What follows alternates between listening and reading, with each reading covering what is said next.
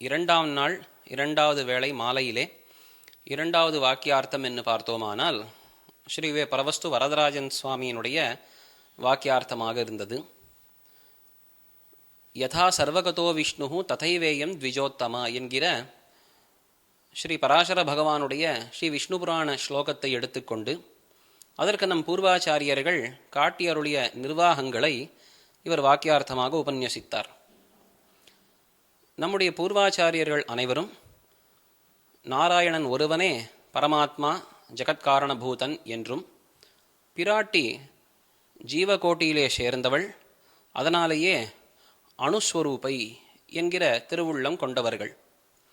அப்போது இந்த இடத்துல ஸ்ரீவிஷ்ணு புராணத்திலே யதா சர்வகதோ விஷ்ணு ததைவேயம் த்விஜோத்தமா, அதாவது எப்படி விஷ்ணுவானவன் நாராயணனானவன் சர்வகதன் எங்கும் நிறைந்திருக்கிறானோ அதுபோலவே இவளும் என்பதாக ஒரு ஸ்லோகம் அமைந்திருக்கிறது.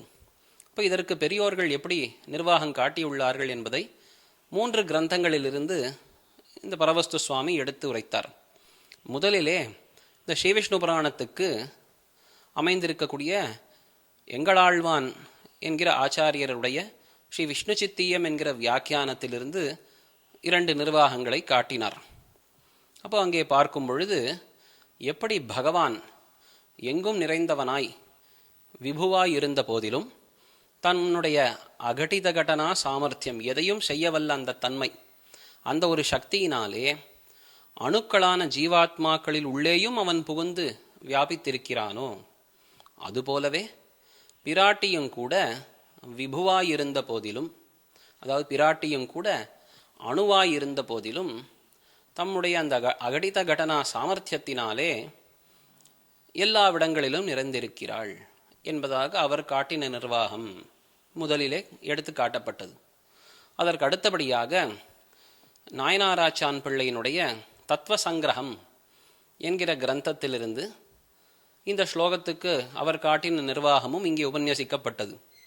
அந்த கிரந்தத்திலே நாயனாராச்சான் பிள்ளை ரொம்ப ஆச்சரியமாக இந்த ஸ்ரீவிஷ்ணு புராண ஸ்லோகத்தினுடைய பிரகரணத்தை முன்பின் பாகங்களை ஆலோசித்து இதற்கு அர்த்தத்தை அருளி செய்திருக்கார்.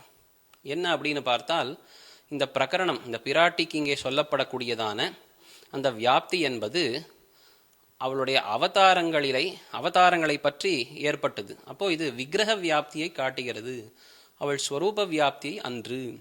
எப்படி எம்பெருமான் எல்லா யோனிகளிலேயும் தேவ திரியக் ஸ்தாவர மனுஷ்யங்கள், தேவ மனுஷ்ய திரியக் ஸ்தாவரங்களாகிற அனைத்து யோனிகளிலேயும் அவ்வப்பொழுது அவன் அவதரிக்கிறானோ அதே போல பிராட்டியும் அப்பொழுது பகவானை விட்டு பிரியாமல் அதே யோனியிலே அவளும் பிறக்கிறாள் என்பதாகத்தான் இந்த ஸ்லோகத்தினுடைய முன் பிரகரணம் அமைந்திருக்கிறது.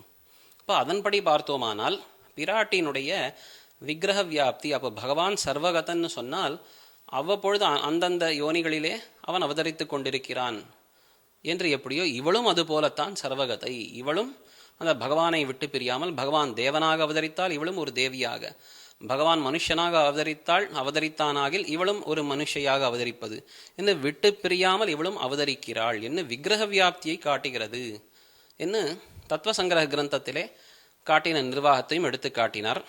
அதற்கு அடுத்தபடியாக பரந்த ரகசியத்திலே எடுத்து காட்டப்பட்ட நிர்வாகத்தையும் இங்கே அவர் சுட்டி காட்டினார்.